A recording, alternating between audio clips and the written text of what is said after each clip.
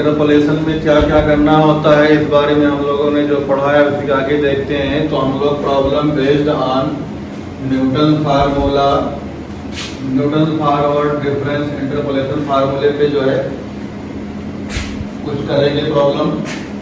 अब जैसे मान लिया सबसे पहले इसमें देखते हैं कि जो डेटा होगा उसी के हिसाब से हमें टेबल और टेबल की जरूरत पड़ेगी, फार्मूले की जरूरत पड़ेगी। तो मान लिया एक क्वेश्चन को दिया गया है, इन्होंने क्वेश्चन कहा है find the cubic polynomial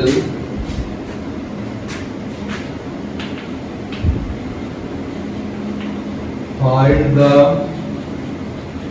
cubic polynomial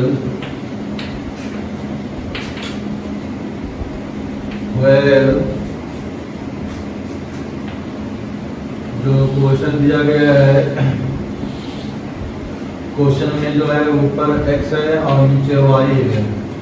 तो x की वैल्यू 0 1 2 3 0 1 2 3 और y की वैल्यू 1 0 1 और 10 ये दी गई है। Also find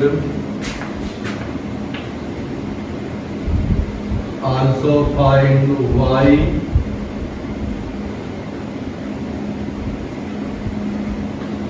f4,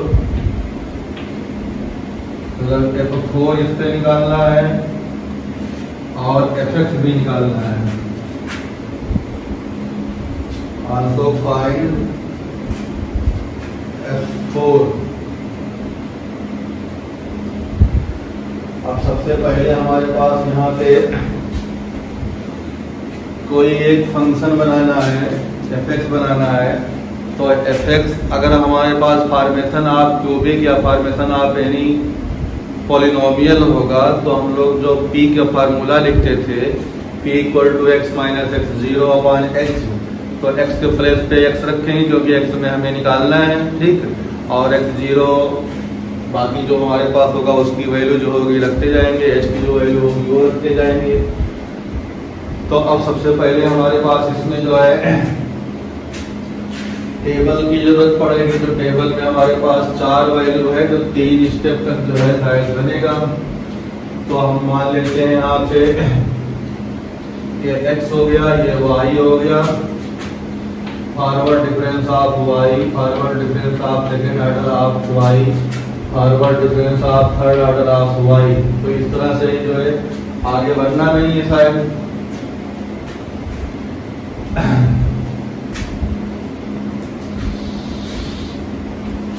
तो x की वैल्यू हमने डाल दिया 0 और y की वैल्यू डाल दी 1। तो एक्चुअल में जब हम लोग इसको टेबल बनाते थे तो यहाँ से देखते थे कि ये वैल्यू जो है क्या होती थी, x0 होती थी। तो x0 = कितना है, 0 है, और इसी वैल्यू को हम नाम डालते थे y0। तो ये y0 हो गया। बाकी वैल्यू को जो है ये हमारे पास ये x0 है, x1 है, x2 x3 है। तो ये लिखना नहीं है क्योंकि फार्मूले में इसकी जरूरत पड़ेगी नहीं कि यहाँ 1 हो गया और यहाँ 2 हो गया, यहाँ पे हमारे पास 3 हो गया। यहाँ पे 1 के आगे जो है हमारे पास 0 हो गया और 2 के आगे 1 हो गया और 3 के आगे कितना हो गया, 10 हो गया। तो इस तरह से हमारे पास ये वैल्यू होगी। Forward difference of first order of y, मतलब इसका इससे माइनस करेंगे कितना हो जाएगा, -1 आएगा, ठीक। तो ये वैल्यू जो होती है इसका नाम भी डालना पड़ेगा। हमारे पास फॉरवर्ड डिफरेंस ऑफ y0 इसे कहते हैं। तो y1 - y0, तो 0 - 1 तो -1 होगा। फॉरवर्ड डिफरेंस ऑफ y1 जब निकलेगा तो हमारे पास 1 - 0 होगा, तो यहाँ 1 हो जाएगा। फॉरवर्ड डिफरेंस ऑफ y2 जो निकलेगा तो 10 में से 1 गया, यहाँ पे 9 हो जाएगा।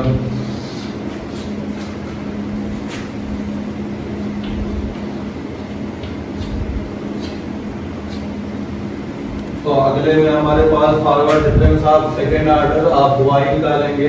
तो हमारे पास ये निकलेगा forward difference of second order of y0 equal to क्या होगा, दिस माइनस दिस, तो ये 2 हो जाएगा। और forward difference of second order of y1 equal to this minus this, तो 8 हो जाएगा यहाँ पे। इसी तरह से हम लोग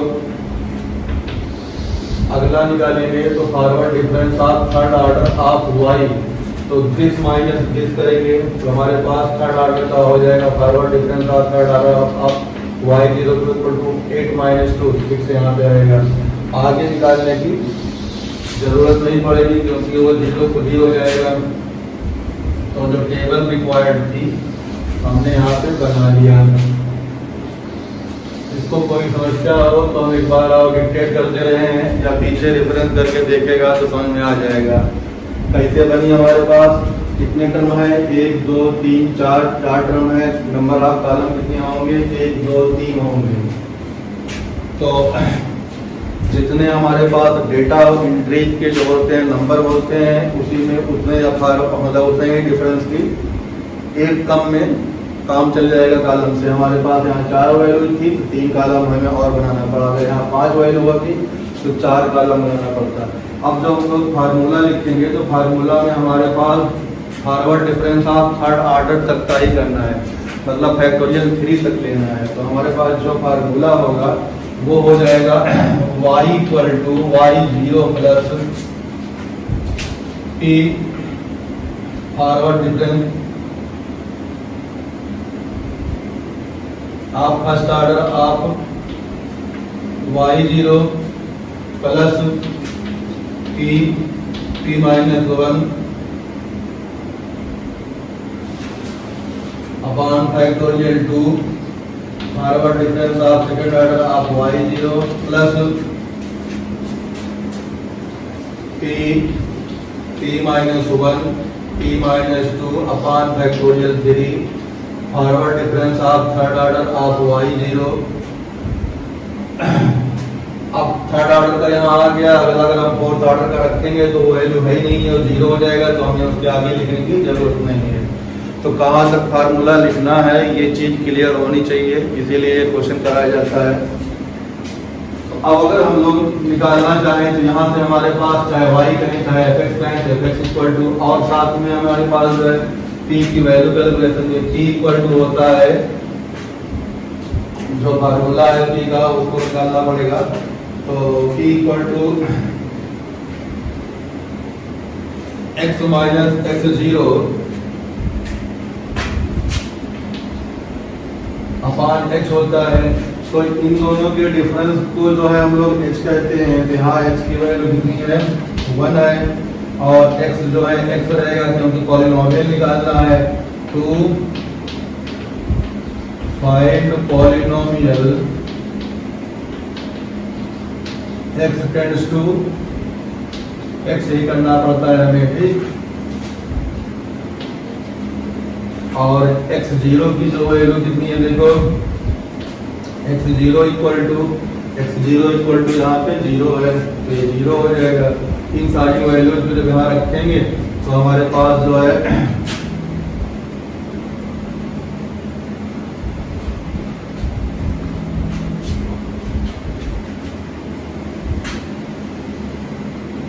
p इक्वल टू जब रखेंगे सारी वैल्यूज को तो हमारे पास देखो क्या हो जाएगा, यहाँ से x minus 0 upon 1 equal to x। तो हमारे पास p इक्वल टू x आ जाएगा।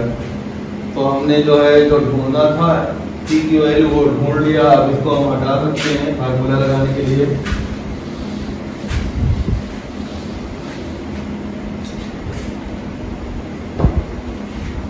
तो अब हमारे पास fx इक्वल टू कितना हो जाएगा देखो, y0 की वैल्यू 1 है, p की value xi, forward difference of y0, forward difference of y0 की वैल्यू आई है -1 प्लस x और x माइनस 1, और यहाँ पे फैक्टोरियल 2 की वैल्यू 2 आई, forward difference of second order of y0 इसकी वैल्यू भी 2 आई, plus p minus 1 p minus 2, तो प्लस x माइनस 1 और x माइनस 2 अपॉन फैक्टोरियल 3 मतलब 6, और forward difference of third order of y0 इसकी वैल्यू कितनी है 6। तो ये वाला 2 इससे कैंसिल, ऐसे इससे कैंसिल, आगे 0 हो जाएगा, हमें लिखने की जरूरत नहीं है। तो ये हमारे पास यहाँ 1 हुआ, ये माइनस एक्स हो जाएगा, ये हो जाएगा तुम्हारा एक्स स्क्वायर माइनस एक्स, और ये हो जाएगा एक्स ब्रैकेट में हो जाएगा x square minus 3x plus 2। तो एफ एक्स इक्वल टू हो जाएगा एक्स क्यूब, यहाँ से आएगा तो एक बड़ी पावर यहाँ लिख लिया हमने x cube minus 3x square और प्लस एक्स स्क्वायर, तो माइनस 2x स्क्वायर हो जाएगा, और माइनस एक्स माइनस 2x और प्लस 2x, तो वो कैंसिल हो जाएगा। तो x का टर्म जो है शायद ना आए, और हमारे पास प्लस 1, चेक करें आंसर। तो x square minus 2x square plus 1, ये हमारे पास जो है रिक्वायर्ड क्यूबिक पॉलिनोमियल हो गया। अब इन्होंने कहा था अल्फा फाइंड f4, तो x के प्लेस पे 4 रख दो, तो f4 इक्वल टू हमारे पास क्या हो जाएगा। तो f4 निकालने के लिए हम लोग जो है इसको हटा सकते हैं, तो देयरफॉर f4 लिखे या y4 भी कह सकते हैं इसे। तो y4 यहाँ पे x की प्लेस पे 4 रखना पड़ेगा, 4 का क्यूब 4 इंटू 4 तो 64 हो जाएगा, माइनस 4 का स्क्वायर इंटू 2 32 हो जाएगा, प्लस 1 तो 33। हमारे पास जो है f4 की वैल्यू 33 आ गई, और fx की जो वैल्यू आई थी वो कितनी थी, x cube minus 2x square plus 1। तो इस तरह से हमारे पास जो है application of Newton forward difference interpolation फार्मूले से जो है क्वेश्चन भी हो गया, और इंटरपोलेशन की मीनिंग भी हमने बता दी थी। अगर हमारे पास दिए गए डेटा में, जैसे डेटा हमारे पास 0, 1, 2, 3 दिया गया है, इनके बीच में किसी x को लेना होगा, या calculation for the values of x between xi to n, ये 0 to n के बीच में अगर कोई करना होगा तो वो इंटरपोलेशन कहलाएगा। अगर उसके पहले या बाद की वैल्यू के लिए कैलकुलेट करना होगा तो एक्स्ट्रापोलेशन कहलाएगा। तो एक्स्ट्रापोलेशन के लिए भी वही फार्मूला होगा, इंटरपोलेशन के लिए फार्मूला समझ में आ ही रहा है, इसमें हम लोग करके देख रहे हैं। तो आगे जब है प्रोसीड जब करेंगे तो फिर उसी हिसाब से वो क्वेश्चन आएगा तो उसको भी सॉल्व करेंगे। फिलहाल एक क्वेश्चन और एक फार्मूला हम लोगों ने सीखा यहाँ पे।